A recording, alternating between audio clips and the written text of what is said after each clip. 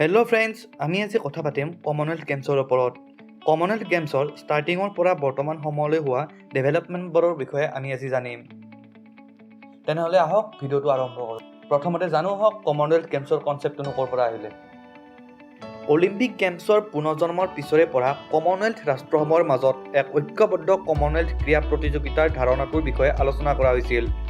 British সাম্ৰাজ্যৰ সদস্যসকলক একত্ৰিত কৰা এটা ক্ৰীড়া প্ৰতিযোগিতাৰ প্ৰথম প্ৰস্তাৱ দিছিলে 1891 চনত ৰেভাৰেণ্ড এছলি কুপাৰে, যেতিয়া তেওঁ দি টাইমছৰ বাতৰি কাকতত এটা প্ৰবন্ধ লিখিছিল, য'ত ব্ৰিটিছ সাম্ৰাজ্যৰ সদিচ্ছা আৰু ভাল বুজাবুজিৰ বৃদ্ধিৰ উপায় হিচাপে প্ৰতি 4 বছৰত পেন ব্ৰিটানিক পেন ইলিংকান প্ৰতিযোগিতা আৰু উৎসৱ পৰামৰ্শ দিয়া হৈছিল। দ্য প্ৰেছকিউৰৰ 1911ত ৰজা পঞ্চম জৰ্জৰ ৰাজ্যাভিষেক উদযাপন কৰিবলৈ লণ্ডনত সাম্ৰাজ্য উৎসৱ অনুষ্ঠিত কৰা হৈছিল।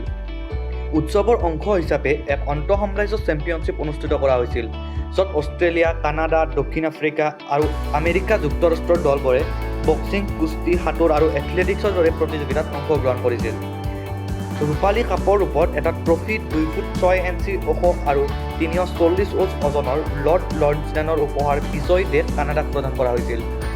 দ্য ফাৰ্ষ্ট গেমছ 1928লৈকে কোনো উন্নয়ন হোৱা নাছিল, যেতিয়া এমষ্টাৰডামত অলিম্পিক গেমছ চলি আছিল।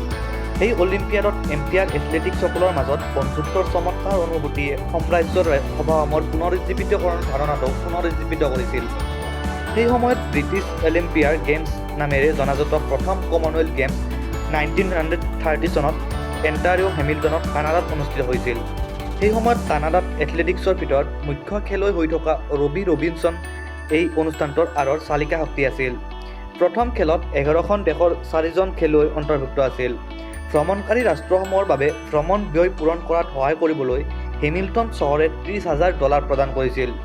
ধাৰণাটোৰ বাবে সমৰ্থন ইংলেণ্ড, স্কটলেণ্ড, ৱেলছ আৰু আয়াৰলেণ্ডৰ পৰা আহিছিল, যাৰ ফলত শক্তিশালী দলবোৰ কানাডালৈ প্ৰেৰণ কৰা হৈছিল।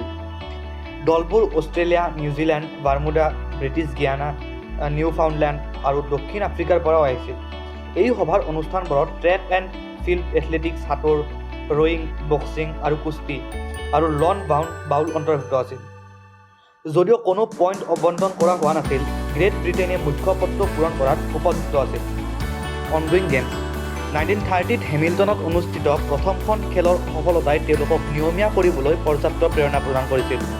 1930ৰ পৰা সেইবোৰ 1942 আৰু 1946ৰ বাহিৰে প্ৰতি 4 বছৰত সংঘটিত হৈছে, যেতিয়া তেওঁলোক দ্বিতীয় বিশ্বযুদ্ধৰ বাবে ব্যাহত হৈছিল। 1930ৰ পৰা 1950লৈকে এই গেমছক ব্ৰিটিছ এম্পায়াৰ গেমছ বুলি জনাজাত হয়। তাৰ পিছত নামটো 1962 চনলৈকে ব্ৰিটিছ সাম্ৰাজ্য আৰু কমনৱেলথ গেমছলৈ সলনি কৰা হয়। 1966ৰ পৰা 1974লৈকে তেওঁলোকে ব্ৰিটিছ কমনৱেলথ গেমছৰ খিতাপ লাভ কৰিছিল আৰু 1978ৰ পৰা তেওঁলোকে কেৱল কমনৱেলথ গেমছ বুলি জনাজাত হয়।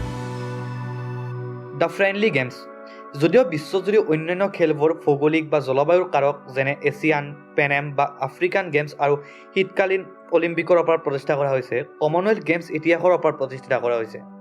কমনৱেলথ গেমছৰ এক অন্যান্য বৈশিষ্ট্য হৈছে একমাত্ৰ খেল যিয়ে এক উমৈহতীয়া ভাষা ভাগ বতৰা কৰে।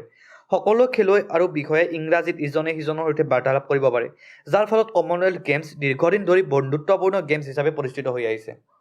দ্য হোষ্ট চিটিজ কানাডাৰ প্ৰথম আয়োজক চহৰ হেমিল্টনৰ পৰা বহুতো মুখ্য কমনৱেলথ দেশত এই খেল অনুষ্ঠিত হৈছে। কানাডাই পুনৰ 1940ত ভেংকুভাৰত আৰু 1970ত এডমণ্টন আৰু 1994ত ভিক্টোৰিয়াত খেল অনুষ্ঠিত কৰে। অষ্ট্ৰেলিয়াই 4বাৰ 1938ত ছিডনী, 1962ত পাৰ্থ, ব্ৰিছবেন, 1982 আৰু 2006ত মেলবৰ্ণতো খেল অনুষ্ঠিত কৰিছে।